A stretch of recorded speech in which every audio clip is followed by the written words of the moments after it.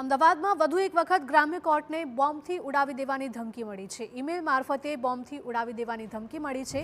Fire વિભાગની 3 ગાડીઓ ગ્રામ્ય કોર્ટ પહોંચી હતી અને અહીંયા સર્ચ ઓપરેશન કરવામાં આવી રહ્યું છે અને લોકોને પણ કહેવામાં આવી રહ્યું છે જો કોઈ શંકાસ્પદ વસ્તુ દેખાય તો તાત્કાલિક પોલીસને જાણ કરવામાં આવે। સંવાદદાતા રોનક જોડાયા છે। રોનક, જણાવશો કે અવારનવાર કોર્ટને અને સ્કૂલોને ધમકીઓ મળી રહી છે, ત્યારે વધુ એક વખત ગ્રામ્ય કોર્ટને ધમકી મળી।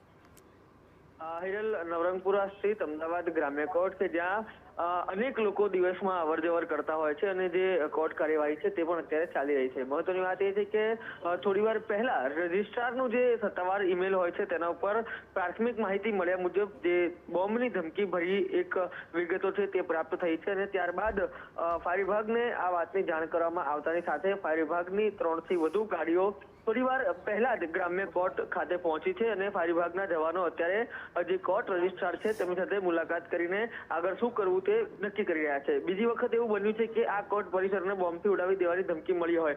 અગાઉ 6 થી 7 વખત ગુજરાત હાઈકોર્ટને પણ આ જ પ્રકારે બોમ્બથી ઉડાવી દેવાની ધમકી ભર્યો ઈમેલ છે તે પ્રાપ્ત થયો હતો અને ત્યારબાદ કાર્યવાહી છે તે કરવામાં આવી રહી છે, પરંતુ સતત આ પ્રકારે જે બોમ્બની ધમકી ભર્યા ઈમેલ છે તે મળવાની ઘટનામાં વધારો થયો છે। ત્યારે આ સંલગ્ન બાબતોમાં લઈને કોઈ ચોક્કસ એક્શન લેવાય તે પ્રકારની એક જરૂરિયાત છે તે ઊભી થઈ છે। જી રોનક, માહિતી બદલ આપનો આભાર। તો ઈમેલ મારફતે ફરી એકવાર બોમ્બની ધમકી મળતા પોલીસ અને તપાસ એજન્સીઓ દોડતી થઈ છે।